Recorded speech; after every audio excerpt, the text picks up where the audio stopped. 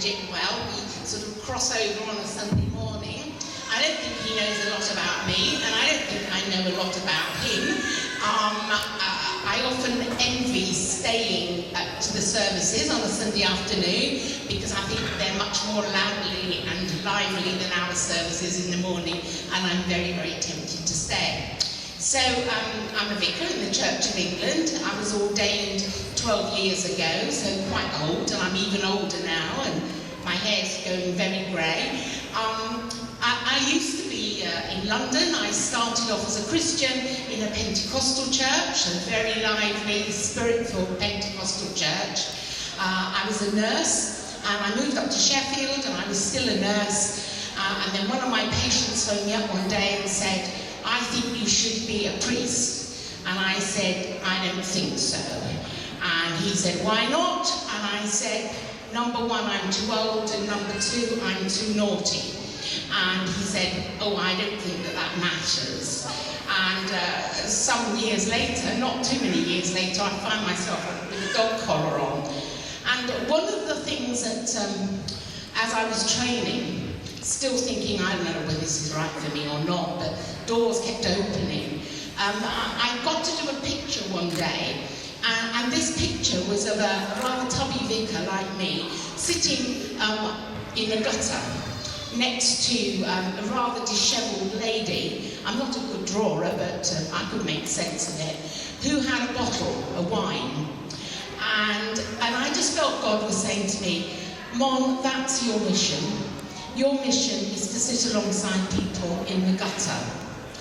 And when I came to this church, when I was looking for a church after I'd been ordained, and then I was priested, the priest who preached at my priesting actually preached from Isaiah 58, where it talks about being there, giving food to the hungry, providing for the poor.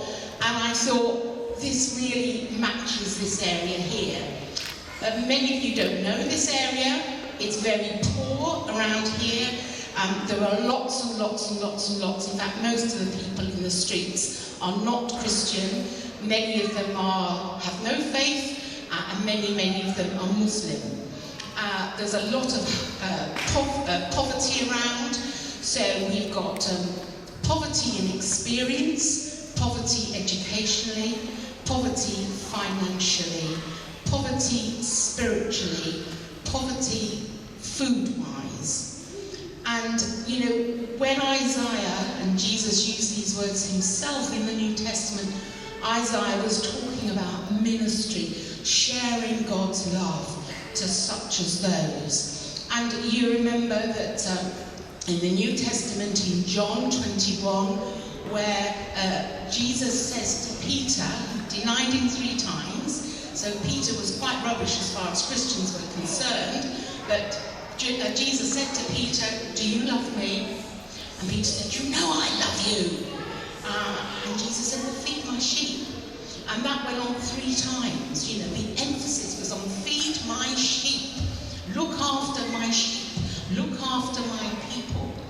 And I think if I've got any criticism of Christians, it's because we tend to look after ourselves, and we look after our relationship with God, but we're somehow not quite as good at looking after the rest of the sheep who as yet are outside of his sheepfold. And I think that that's what we're really called to do here at St. Cuthberts, and I think it's what I've found to be my burning mission. So on a Thursday at 2 o'clock, you will find this place packed with maybe 80 people who have come because they are in food poverty. They come to receive a meal. They're in social poverty. Many of them are living on their own, or they don't know what it's like to have normal conversation with normal people. They sit around tables. We provide them food to eat. We provide them advice, things like citizens' advice and how to get the benefits. We give them a bag of food, but we give them friendship. We give them an ear, and we look out for every opportunity to tell them about the God loves them, even though they are in the gutter. And that's a really important mission that we do. We see it's part of our Christian work. Have I got 2 more minutes? Okay. So the other thing is that since maybe 3 years ago, we've had an influx of asylum seekers from Iran. Is there anybody from Iran here? No, okay. So the first person came in and he speaks Farsi, he doesn't speak any English, I don't speak any Farsi, but he's been told to come here. And then another one comes, and then another one comes, and they find within our church on a Sunday morning a place where they are loved, where they are helped, where they are welcomed. And now we've got about 8 asylum seekers, all from Iran, all who come with really rich and amazing testimonies of how they came to know Jesus. Absolutely amazing. You sit and listen to their stories and it makes bristles go up on your back and it brings tears to your eyes.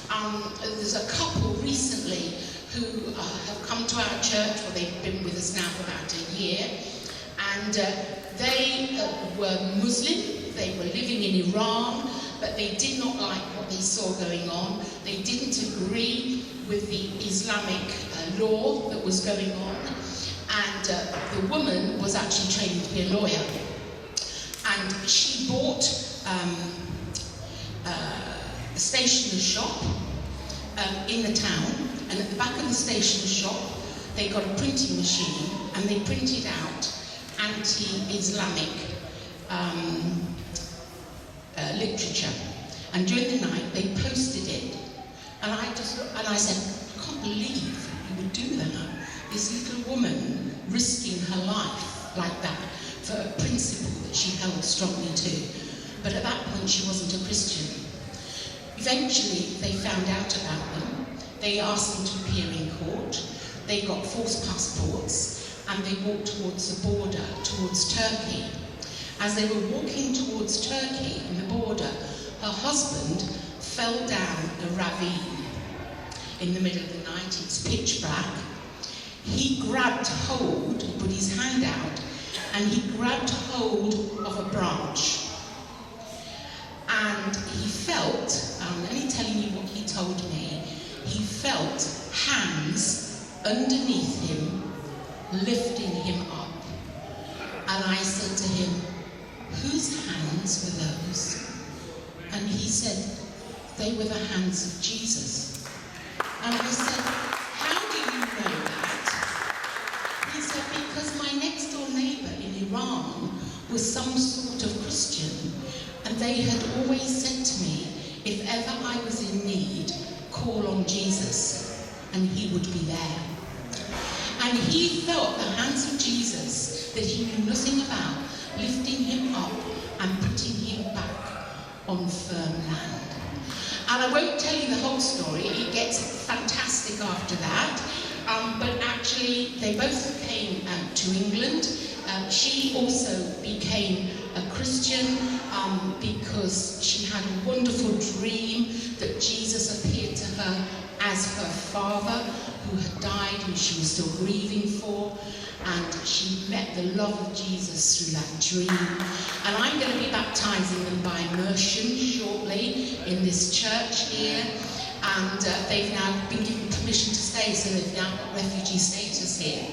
So that's just a little snippet of how we at St. Cuthberts are actually reaching out to the poor and the needy in this area. I think I've had my time, have I? Yeah. All right, that's okay. No, that's right. So anyway, I'd just like to thank you for having me here. I didn't know what I was coming to. My husband said, well, who are you going to talk to? I said, I don't know. What are you going to talk about? I said, not sure really. I don't really understand the context of where I am, but I'm still a nurse, and I work 2 days a week in the hospital, and I'm a full-time priest in charge here as well. So I'm a very, very busy lady. Something's going to have to go soon, but I'm not quite sure what it is. But I shall carry on serving God in the way that God wants me to serve him. And I pray pray for you all. I know your conference comes to an end, I think, today. Does it? It's tomorrow as well. You've got tomorrow afternoon as well. So I pray that the Lord will bless each one of you. And as you worship your God in your way, in your churches, please remember to reach out to those, to feed the sheep. All right, because that is the way that we show our love to God, by feeding his sheep. And you will find, as we have found, that in feeding God's sheep, they will bless you beyond belief.